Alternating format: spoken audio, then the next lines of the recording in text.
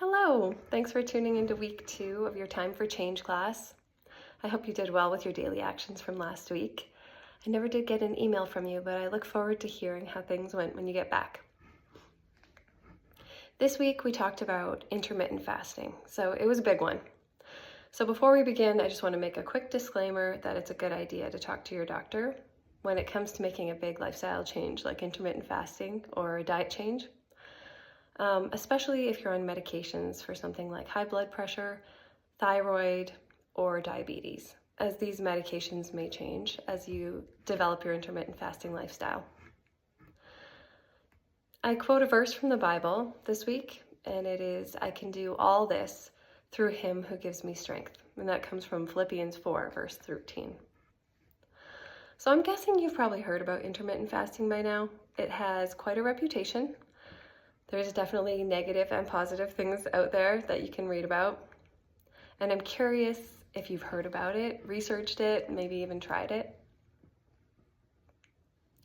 When you hear the word intermittent fasting, what is your first response?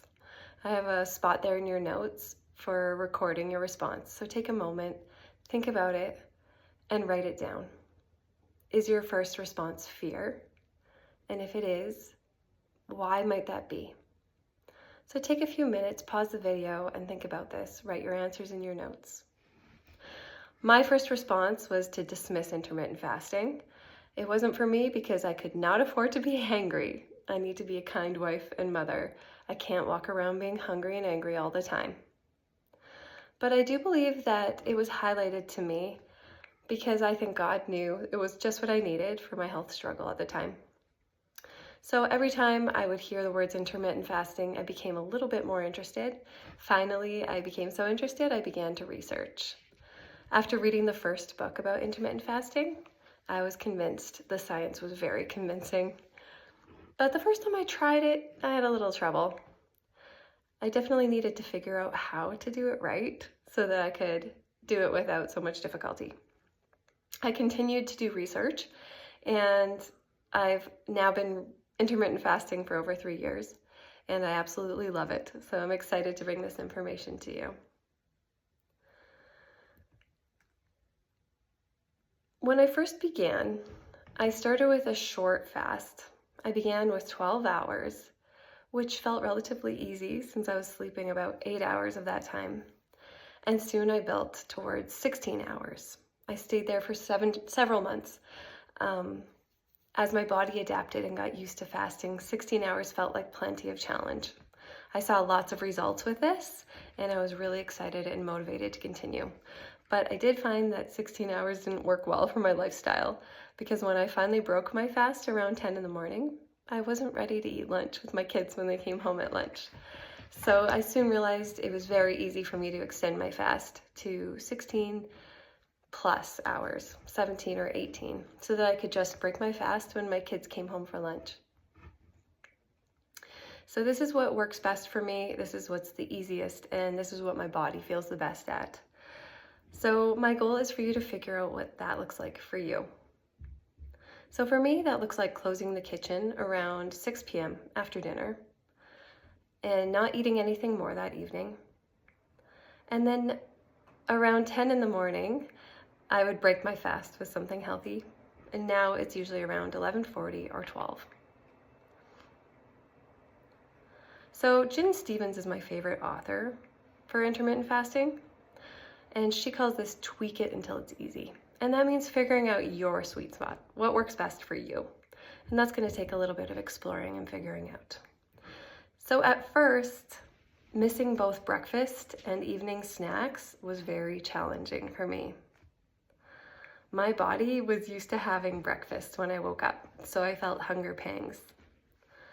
I learned that it was best to get away from the temptation, so I would just head outside and go for a walk while my family had breakfast, get away from the sights and the smells of the kitchen. And it wasn't long before I learned to love this extra time in the morning.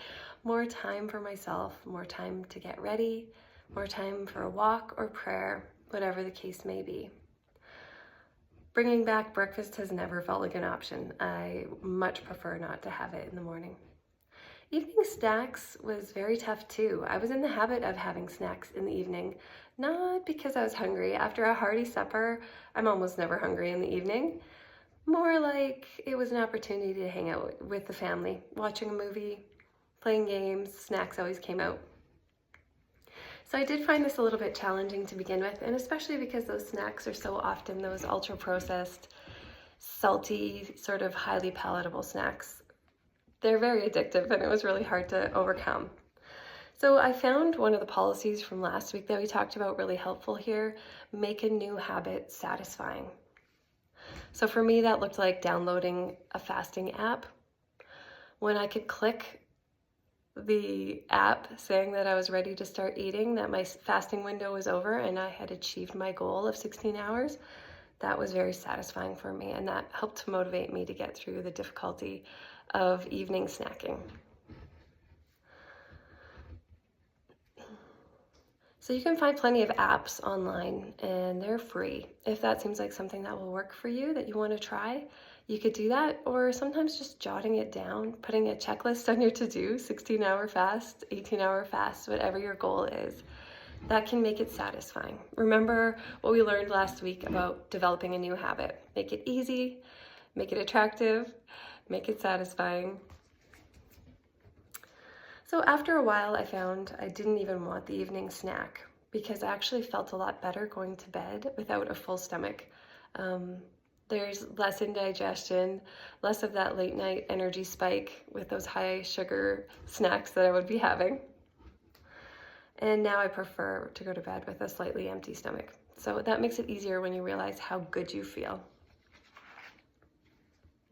And sometimes I still do have a snack in the evening. This is usually planned. It's not a spontaneous binge because of a craving.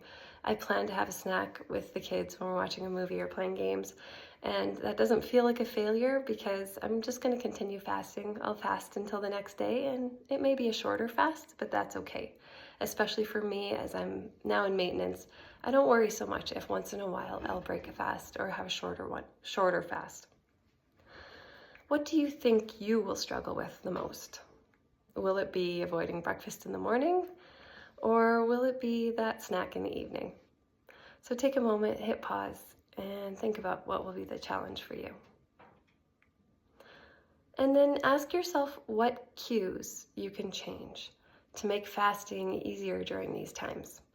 Some thoughts or suggestions are: turn out the lights in the kitchen. And take a moment as well to think about what window of time you would like to start with. Would you like to start with a 12-hour window fasting with a 12-hour eating window? Or maybe you're ready for something a little more challenging, like a 14-10 or a 16-8. You could even go so far as to do an 18-6, so 18 hours fasting with 6 hours of an eating window. 6 hours is plenty of time to sneak into good, hearty, healthy meals. Don't be afraid of this. Fasting is simple. You don't have to do anything to fast. In fact, it's preferred that you do nothing. You're not eating. But it's not always easy. So you can expect it to be very hard sometimes, for moments. You can expect to feel hungry, especially as your body gets used to this new way of doing things. Your body is used to probably eating right when you wake up and eating regularly. So your body will release hormones that tell you you're hungry, even if it doesn't need fuel in that moment. Don't be afraid of this. Remember 2 things. 1, hunger is not an emergency. We often feel like it is, and we even teach our kids that it is. How often did I run out grabbing snacks for the kids in case they were hungry? But truly, our bodies are made to be hungry sometimes. In fact, we should be feeling hungry sometimes, especially before meals each day. As you get used to hunger, you can learn that it can just be ignored and eventually it'll just go away. So you learn to ignore those little hunger grumbles, but you also learn when your body's telling you it's not a small hunger grumble and it really does need fuel. So intermittent fasting is great for helping you to tune into your body and the cues that it's giving you. So one thing to remember, hunger is not an emergency. Remember that line. Tell yourself that over and over. Number 2, hunger comes in waves. I always thought it was something that would come and build and build and build and grow until basically it's intolerable. That is not the case. You feel hungry, and a few minutes later you realize you don't have any of those hunger symptoms anymore. You're fine. And then you go on with your day. And you might feel hungry again. I find having a cup of hot black coffee or a glass of water can be helpful here. Getting outside, going for a walk, or just distracting myself. And within a few minutes, that wave of hunger is gone. Hunger is not an emergency. Hunger comes in waves. So when you're fasting, remember, it's important that you fast clean. What does that mean? There are many schools of thoughts out there regarding fasting, and some people say there's things that you can eat within your fast. I disagree. I think that if you eat anything or take anything with flavor or a sweet profile, you're going to make it more difficult on yourself. And we'll talk about the science and why this is. But for now, just remember that when you're fasting, you should fast clean. So this means do not consume anything with flavor or calories or sweetness. This is because of the phenomenon called cephalic phase insulin release. Your body releases insulin when it thinks food is coming. So when you're fasting, consume only black coffee, unflavored, unsweetened tea, water, or sparkling water without flavor. Question: do you think you're going to have some resistance from people in your life? Who's going to cause the most resistance in your life? Will it be your significant other? Maybe a family member, sister, mom? Maybe it'll be friends or your faith group or work. You will experience resistance. You can just expect that. And it depends very much on the culture of the places that you work and what your family is like. So if you're a people pleaser like I am, you're going to find this to be a bit hard. Saying no to food when someone offers it to you feels like a personal insult sometimes. Gifts of food can feel like gifts of love, and receiving that food feels like love being received. So expect this to be a challenge. I find it's helpful to have a plan for these moments of resistance. You can come with some Tupperware, and if someone's offering you food, take it home. Tell them you're going to enjoy it later. Unless you're prepared to explain all about intermittent fasting to people, I find it's easier to keep your statements short. I'm not ready to eat yet. I'm not hungry right now. I'm going to save this treat for later. You get it. All right, let's talk science for a few minutes. You have all of these notes in your papers, so you can read along as we go. When we eat, insulin is released from our pancreas. Insulin is a communication hormone, telling our body to go into storage mode. It helps our body take glucose from the food that we eat and store it as glycogen in our muscles and liver. Our body readily uses glucose for fuel. It will use this form of fuel first. When glucose is used up, glycogen is the backup fuel. Our body doesn't use glycogen unless it's low on glucose. Right now, your glycogen stores are probably pretty topped up. Most people's are with our way of living, our lifestyle. But with intermittent fasting, after a few weeks, you begin to deplete those stores.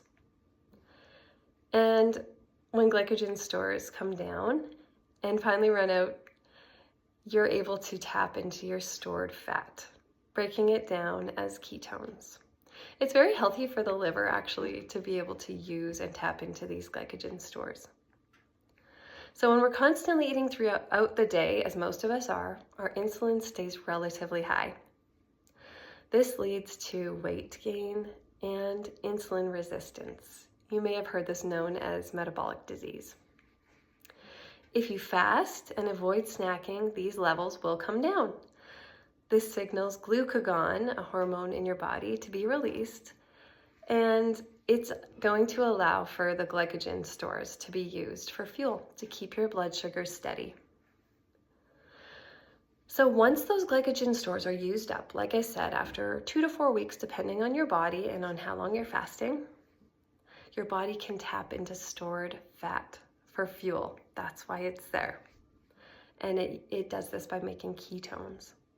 So how long this takes will vary from person to person, but you can expect after about 2 to 4 weeks that your body is able to switch the metabolic flip and go from burning glucose into glycogen, into fat. And your body gets more used to this and it becomes easier.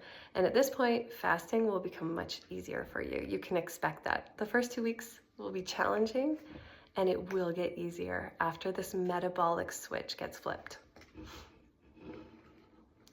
Often after that point, when you start a fast, you can expect to be burning ketones, using ketones to fuel your body after about 15 to 16 hours of a clean fast. These numbers are relative and will be very dependent on you. So our body stores fat for fuel to be accessed when it's needed, but with our typical pattern of eating, we never need to access that stored fat. I love to reference Jason Fung. He is a groundbreaking researcher and doctor. He works with diabetic patients and he uses fasting to help them overcome and reduce the symptoms of their disease. And he uses this example, which I think is really good for understanding how this works. If we have food in our fridge, we never need to run down to the basement to tap into that extra food we have stored in the freezer. So as long as we're keeping our fridge topped up, we never run down to the freezer to access that backup storage food. It can be very encouraging to remember this when you have a wave of hunger. All this science is very helpful when it feels hard. So you can think things like, my glucose is running out. Now my body is finally able to use stored energy for fuel. And my body is truly remarkable. God designed it to be able to burn fat for fuel right now. Well, I'm struggling. So there is the possibility of some negative side effects, and I'll talk about this quickly so that you're not surprised if you experience it. Our fat cells are often a storage space for toxins. They are a storage space for toxins. And we live in a toxic world. So as you begin to burn fat from those cells, toxins will be released. And you may experience some side effects from this, such as headaches or general malaise. So you can try just staying nice and hydrated with water. Make sure you give yourself plenty of rest.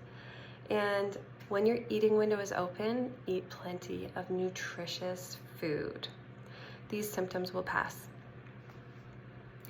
Everyone always asks, isn't my metabolism going to crash if I do this? And the answer is no. When we fast and our body learns to tap into stored energy, it is reassured that there is a backup supply of energy. So in contrast to this, when we're just cutting calories, but we're eating frequently throughout the day, our insulin levels stay up. So we're not able to access that stored energy. So our body gets concerned that more fuel isn't coming in or that it's not going to have enough, and the metabolism slows to protect the body.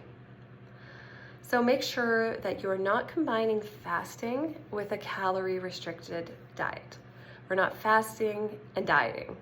We're fasting and then we're feasting on good, nutritious food so that our body is reassured nutritious meals are coming and we're going to eat until we're fully satisfied. So how long should you fast? And this will vary, of course, depending on you. You're going to figure out what works for you and what your goals are. So as you begin, you might be the kind of person who prefers to start with a 12-hour fast or maybe a 14-hour fast. As your body gets used to these changes, you'll begin to build on that and grow. Maybe 16 hours will be your sweet spot and you'll be seeing all the results you want with that. Or maybe you find you want a little bit more of a challenge. You don't feel hungry after 16 hours and you can go 18 hours. So for the purposes of this class, it's a beginner level class. My suggestion is that you work towards 2 eating opportunities each day. With time in between these meals where your insulin levels can come down, so we're not eating constantly for 6 hours, we're eating, letting our body rest, eating, fasting. So when your window opens, your eating window, you eat what your body craves and you eat till you're fully satisfied with absolutely no guilt. I want to talk about something very cool for a quick second called autophagy. AUTOPHAGY. And I think it's broken down as like self-eating. And this is our body's upcycling program. It's a relatively new concept with lots of research being done. And please, if you're a sciencey person, go and do research. You're gonna think it's very cool. But basically, Jen Stevens puts it this way. Autophagy transforms our body's byproducts, waste material, or useless and unwanted products into new materials or products of better quality and environmental value. It's our body's upcycling program. So this topic, it does go beyond the scope of this class. But again, if you're sciencey, go for a deep dive on this. It's very interesting, and knowing this kind of thing will help with motivating you. I'm just going to run through a few of the frequently asked questions about intermittent fasting and give you the answers, and hopefully I touch on some of the questions you've probably got right now. Won't I find myself eating uncontrollably when my fasting window is done, undoing everything I just did? And the answer is, you might. To begin with, you might. And that's okay. Give yourself some grace. You're learning something new and hard. Once your hunger hormones adapt to this new lifestyle, you're going to be able to tune into your cravings. You'll be able to eat and approach food with a more level head, and you'll be able to plan your meals and prepare them with ease. You may be surprised that soon you prefer not to open your window with any processed or sugary foods because you just feel better. Question: what do I do when I get hungry? Okay, here's what you do. Number 1, occupy yourself. Stay busy and distracted. The beauty of fasting is that when you are in ketosis, you have a very clear mind and plenty of energy. So put that energy to good use doing something you need to do. Clean out a closet, go for a walk, I don't know, solve world hunger, do what you do best. Number 2, remind yourself that hunger comes in waves. We talked about this already. It's not going to build and build and build until you can't handle it. It will go away. Have some water, have some coffee, the wave will pass. And number 3, remind yourself of the good things that are happening in your body as your body gets to have a break from digesting. Right now, glycogen stores are being used up. Maybe think about the spot on your body that your body is burning. Okay, my body is burning fat for fuel right now off my thighs. It may not be, but it can help. Or think about autophagy. Right now, autophagy is taking my old worn out cells and turning them into a better product. I do want to make a note though. If you're having symptoms of hunger other than just a rumbly stomach, maybe you're feeling dizzy, you have an upset stomach, or you're feeling faint, listen to your body. It's telling you something. Just eat something healthy and try fasting again next time. Fasting is a lifestyle. It's not a diet. You've not failed. You'll just fast again tomorrow. Okay, question. What if I fasted for the time I planned for, but I still don't feel hungry? Should I eat? You don't have to eat if you aren't hungry. But if you do want to go into a longer fast, maybe longer than 20 hours, just do a little research, maybe talk to your doctor. Will I continue to lose weight once I've reached my goal weight? Most people don't. Their body finds a new set point and it will shift up and down, give or take a few pounds. But if you do find you're continuing to lose weight past what's healthy for you, you just tweak your fasting. You shorten your fast, you extend your eating window, and as always, make sure you're feeding yourself sufficiently with nutritious food. This is going to be a real journey for you. It's both physical and mental. It's going to require strength and it's going to be hard. But you can do hard things. I know you can. This is also a spiritual journey, and especially if you come from a faith background, it might feel a little heretical to fast for health.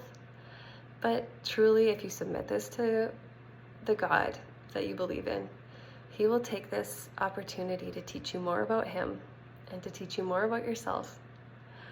The Bible says in Matthew 6:16, when you fast, take note there.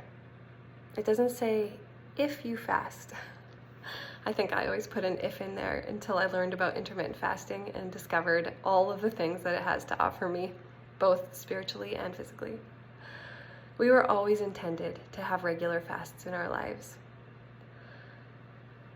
So even though you may be bringing fasting into your life for health reasons, God's going to use these hard moments to teach you.